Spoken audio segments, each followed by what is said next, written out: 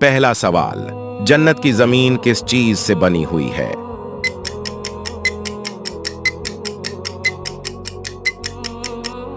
जवाब, ज़ाफ़रान से।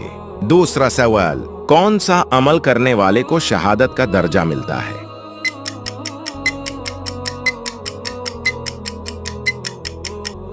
जवाब, बावजू रहने वाले को। तीसरा सवाल, मक्का मुकरमा को सबसे पहले किसने आबाद किया?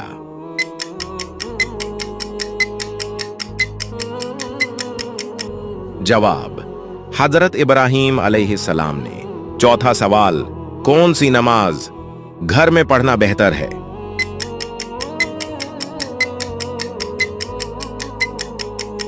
जवाब, नफल नमाज। पांचवा सवाल, कौन सी नमाज आखिरी सफ में अदा करना अफजल है? इसका जवाब आप कमेंट में दो।